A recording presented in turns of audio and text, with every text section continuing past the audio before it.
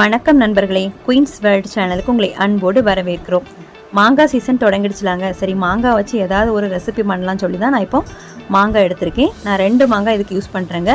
மாங்காவை நல்லா கழுவிட்டு தோல்லாம் சீவிக்கிட்டு அதுக்கப்புறமா மாங்காவை இந்த மாதிரி நீள வாக்கில் கட் பண்ணி எடுத்துக்கலாங்க.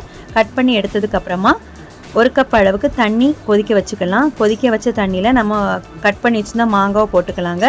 மாங்காவை போட்டு 2 கொதி வந்ததுமே நம்ம ஆஃப் பண்ணிடலாங்க ஸ்டவ்வை. ஏன்னா இது நல்லா குழன்னு ஆயிடக்கூடாது. இதை வந்து காய வைக்க வேண்டியிருக்கு. அதனால தான் இந்த பக்கம் இந்த மாதிரி ஒரு ஸ்பூன் வச்சு குத்தி பாருங்கள். இந்த மாதிரி அமுங்கக்கூடிய பக்குவத்தில் எடுத்து நம்ம வந்து தண்ணி வடிகட்டி எடுத்துட்டு ஒரு சிப்பலில் வடிகட்ட வச்சிடலாம் தண்ணியை.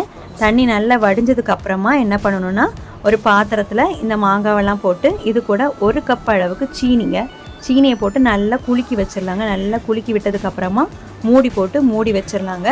இது வந்து இன்றைக்கி நம்ம பண்ணுறோன்னா மறுநாள் தான் நம்ம இதை எடுக்கணும்.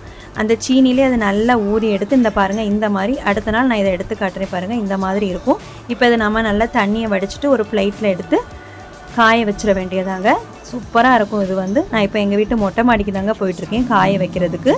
இப்போது நம்ம இது ஸ்வீட்னால் ஈச்சை இந்த மாதிரிலாம் எதுவும் வந்து கொசு எதுவும் அரிக்காமல் இருக்கிறதுக்காண்டி நான் இந்த மாதிரி சால் போட்டு மூடி வச்சுருக்கேன். சூப்பராக ரெடி ஆகிடுச்சு பாருங்கள். செம டேஸ்ட்டாக இருந்து நீங்களும் ட்ரை பண்ணி பாருங்கள்.